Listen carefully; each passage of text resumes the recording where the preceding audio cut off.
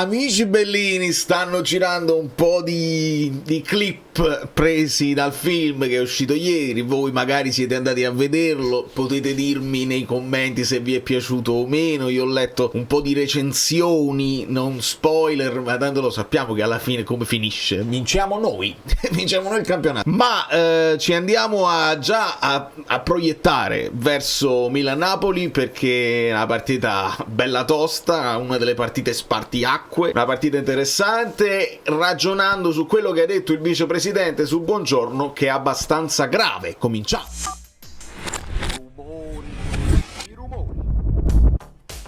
Sì, perché mi piace cominciare a fare un po' di analisi su quello che è un Milan che sembra messo bene in campo. Allegri ovviamente può piacere, non può piacere, però bada al sodo e i numeri sono dalla sua parte in questo momento. Poi molto dipenderà da chi giocherà, perché le caratteristiche lo sappiamo, il modulo tu lo puoi mettere sulla carta, ma se c'è Leao prima punta è diverso da Jimenez. Benvenuto Attilio Cretella, e lo sappiamo, no? Lo sai tu, lo so io, lo sanno tutti. Benvenuti a tutti i nuovi iscritti, grazie infinite per le vostre risposte sul... Scusate, è partito in pista e si balla. È partito e si balla. Si balla, non ce ne frega un cazzo. Va bene? Abbiamo fatto questa scommessa, Giovanni, che nessuno al mondo, nessun allenatore al mondo da 3 giorni come li vedo io, ok? Dovete seguire.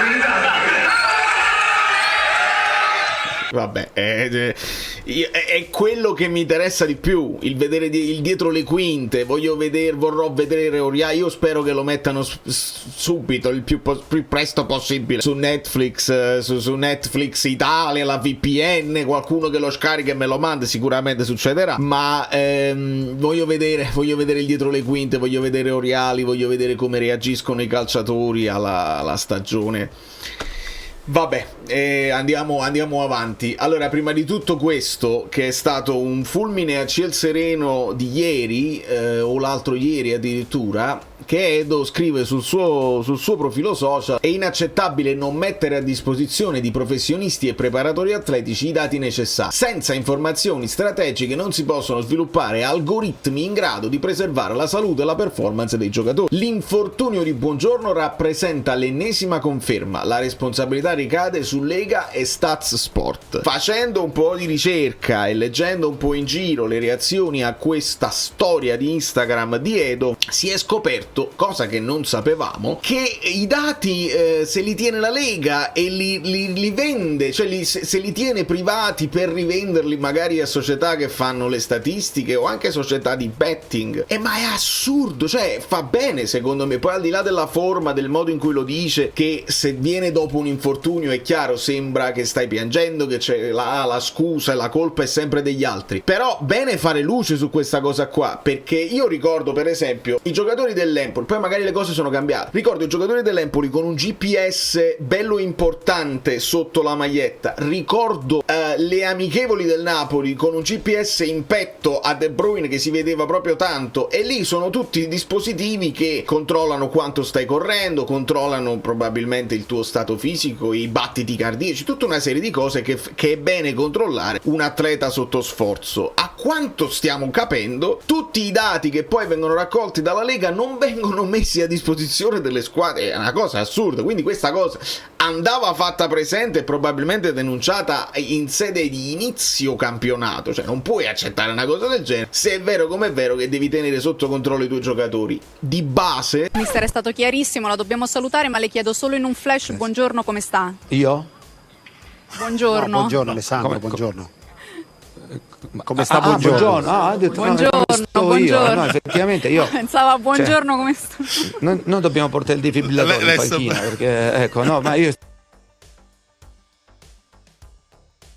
I giocatori un pochino più fragili, noi ce l'eravamo chiesto, dice Buongiorno la può fare, domanda, non lo so, senza dire Buongiorno non deve giocare, no, la mia era stata una domanda: può Buongiorno giocare, fare subito un'altra partita subito dopo, oppure ce lo giochiamo? E ce lo siamo giocati, perché pare che insomma qualcuno parla di un mese, sicuramente 2 o 3 partite, e bisogna riflettere sul fatto che Buongiorno sia fragile. fisicamente, non mentalmente, ma fisicamente, e capisci anche perché. Ma quella hai speso quasi 30 milioni per un panchinaro, Beukema. No, hai speso 30 milioni perché evidentemente sai che hai un giocatore potenzialmente titolare, potenzialmente il più forte che hai, che però a disposizione non sempre lo avrai. E quindi dobbiamo chiederci se chi giocherà, perché se facciamo un giro sull'analisi tattica, ci spostiamo da questa parte, io sto già ragionando sugli accoppiamenti di un Milan che sembra destinato a fossilizzarsi su questo 3-5-2, un 3-5-2 un po' atipico, dipende dagli attaccanti, ma insomma io di base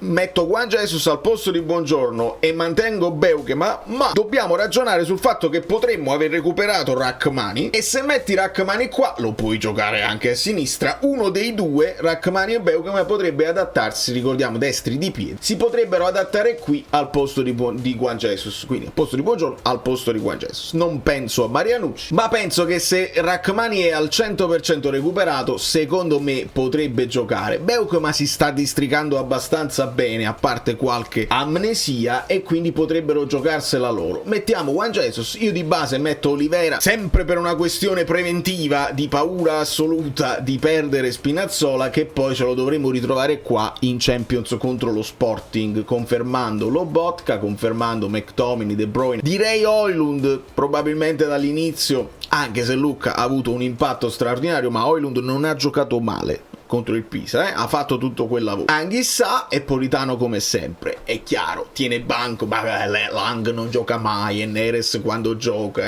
cioè, lo sappiamo come ragiona Conte, e dobbiamo anche accettarlo, secondo me. Poi arriverà il loro momento, perché le partite sono tante e perché le defezioni sono dietro l'angolo. Alcune storie nel calcio arrivano dopo un infortunio, la stessa storia di Lobotka viene dall'infortunio di Demme doveva essere l'uomo di Spalletti, Demme si infortuna, Lobotka sale in cattedra e non perde più il posto, e vediamo che grande carriera alla fine fa e si sviluppa con il Napoli. Quindi potrebbe essere che devi aspettare una di queste occasioni per vedere un Lang che magari ancora non è pronto, però lo butti dentro, fa un grande impatto e non esce più. Elmas invece è uno di quelli che subito si sta rosicchiando i suoi minuti, e non avevo dubbio per la duttilità, per la presenza, per il suo impegno e la rincorsa degli avversari. E sarà interessante vedere come il Milan si mette. Immaginiamo Gabbia, Tomori, Pavlovic e Stupignan. Io ho guardato anche un pochino la partita che hanno fatto in Coppa Italia, viziata dall'uomo in più, ovviamente è stato tutto facile.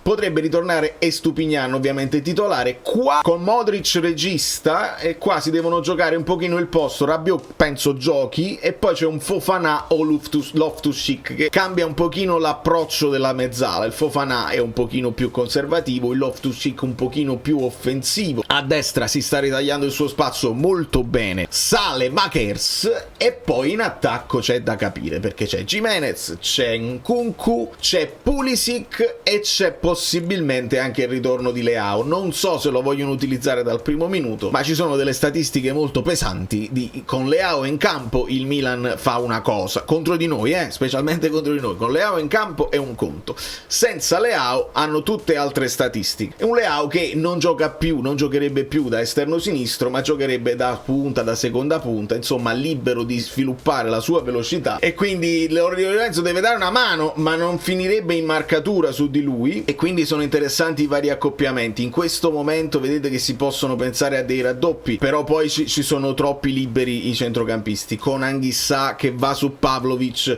con De Bruyne che può andare su Tomori nella prima pressione che il Napoli deve fare, e con Lobotka che lo immaginiamo un po' più alto ad andare a prendere un Modric. Però a quel punto McTominay e Politano potrebbero doversi stringere con Di Lorenzo e Olivera che salgono sui loro esterni, e qua si creano tutti gli accoppiamenti che si devono creare. È molto interessante, cerchiamo di capire se andrà così oppure no, perché se invece vuoi stare un po' più conservativo, e allora Anghissà vanno i due centrocampisti possono andare sulle mezze ali, e poi devi creare altre cose, cioè Politano che sale e McTominay che sale qua, siamo nella logica degli accoppiamenti.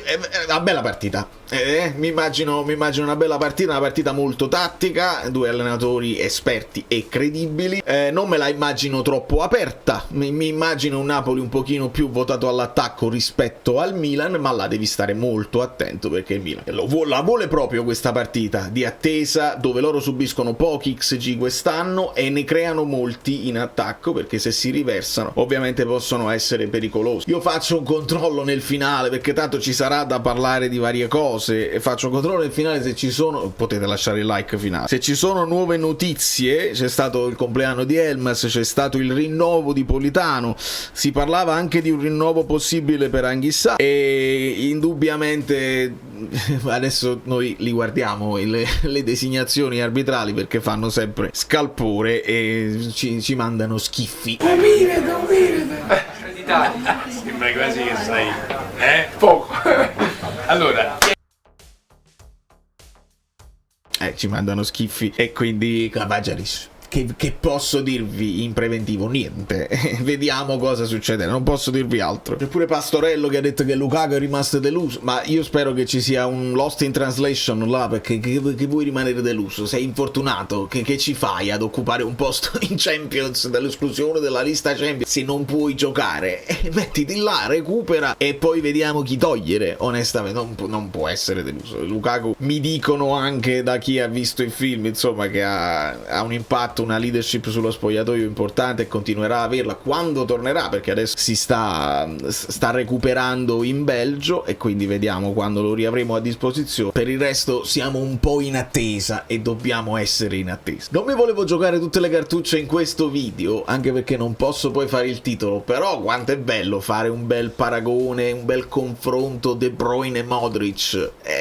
Sono due giocatori proprio che hanno fatto la storia del calcio degli ultimi anni. Ovviamente sappiamo la differenza d'età, sappiamo la differenza di altezza. De Bruyne ha ancora un valore di mercato che supera i 20 milioni, mentre Modric ovviamente ha 40 anni di meno. Voto SofaScore Modric meglio. Vedete le due heat map con De Bruyne che risulta un po' più a sinistra, un po' più di interno sinistro, mezzala sinistra, che poi avanza, mentre Modric sta facendo a tutti gli effetti il regista, che poi comunque tocca palloni in tutte le zone del campo. Minuti giocati quasi gli stessi nelle 4 partite, 2 gol per De Bruyne, 1 per Modric, e ci sono più assist attesi, gli XA per De Bruyne, ovvero lui ha creato i presupposti, poi devono essere gli attaccanti a metterli a segno.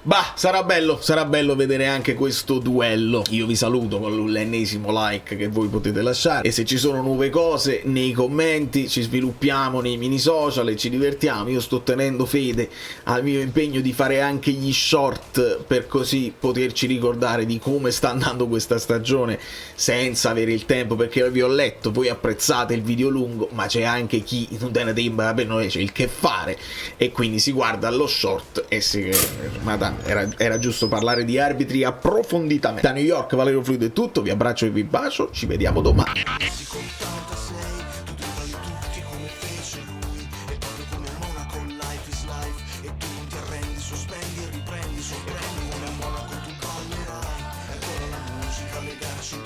Come la grande mela che non dorme mai, il frutto delle scelte di una vita che racconta.